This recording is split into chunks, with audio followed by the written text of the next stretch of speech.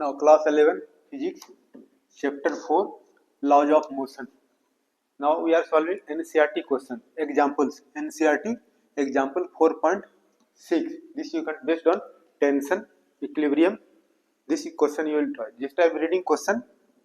See figure 4.8. ये हमारा figure है 4.8. ए मास ऑफ 6 kg. ये जो मास है 6 kg है.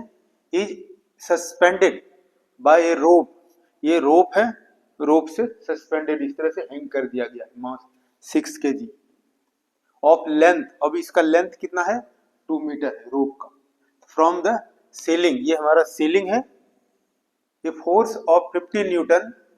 ये force of 50 Newton in the horizontal direction is applied at the midpoint P.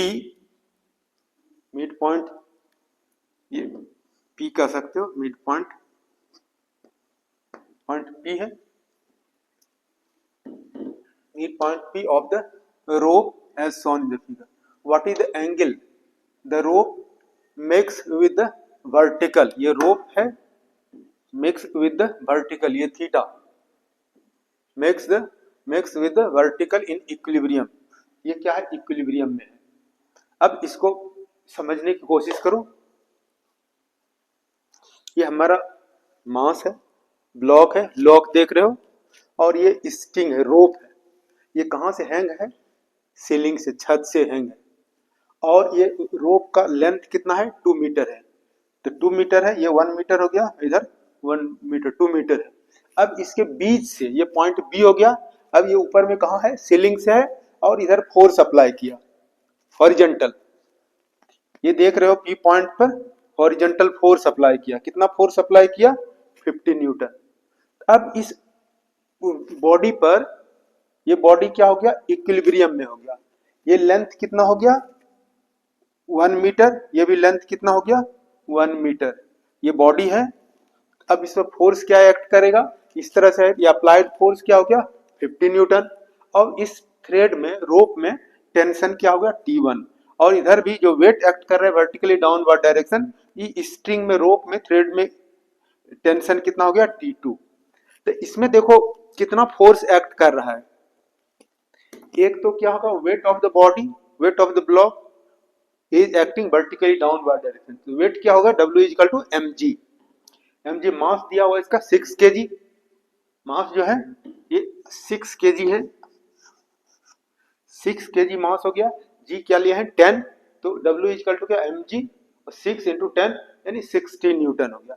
अब जो ये बॉडी जो है, ब्लॉक जो है 6 kg का, weight is acting vertically downward direction. अब इस स्ट्रिंग में क्या होगा? टेंशन एक्ट करेगी. कितना टेंशन एक्ट किया? T2 एक्ट किया. अब बॉडी क्या? इक्विलिब्रियम है एट पॉइंट P पर. अब यहाँ P पॉइंट पर एक फोर्स एक्ट कर रहा है 50 न्यूटन. अब ये स्ट्रिंग जो है, स्ट्रिंग में टेंशन कितना है? T1. अब ये जो स्ट्रिंग है, ये लेंथ कितना हो गया? 1 मीटर हो गया. अब ये जो स्ट्रिंग है, रोप जो है, ये makes theta angle with vertical. ये थीटा फाइंड आउट करना है. अब ये this rope, this block is in equilibrium. अब ये टेंशन T जो है, इसको रिजॉल्व करते हैं 2 रेक्टेंगुलर कंपाउंड में. जिधर थीटा है उधर कॉस लेते हैं. तो क्या हो गया? T1 कॉस थीटा, और इधर हो जाएगा T1 sine theta. This is in equilibrium at point P. तो देन तो what will be here? T1 cos theta is equal to 60 newton. In equilibrium T1 cos theta is equal to 60 newton. अब ये जो force इधर act कर रहेगा, और इधर कंपोनेंट ऑफ टेंशन इस साइड में, तो T1 साइन थीटा, T1 का टेंशन का रेक्टेंगुलर कंपोनेंट रहेगा T1 cos थीटा. इधर क्या होगा? रिजॉल्व करोगे तो T1 sin थीटा. तो now T1 cos theta is equal to 60, T1 sin theta is equal to 50 Newton.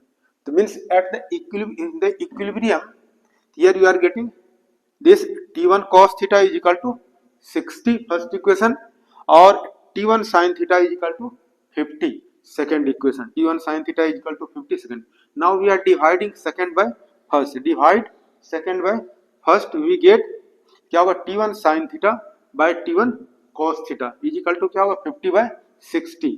ये कैंसिल कर दोगे, T1 भी कैंसिल होगा. sin theta bye cos theta 10 theta. तो 10 थीटा इज इक्वल टू क्या हो गया? 5 बाय 6. अब ये थीटा इज इक्वल टू क्या होगा, टेन इनवर्स 5/6, 5 को 6 से डिवाइड करोगे और फिर ट्रिगोनोमेट्रिक लॉग बुक से इसका एंगल फाइंड आउट कर सकते हैं।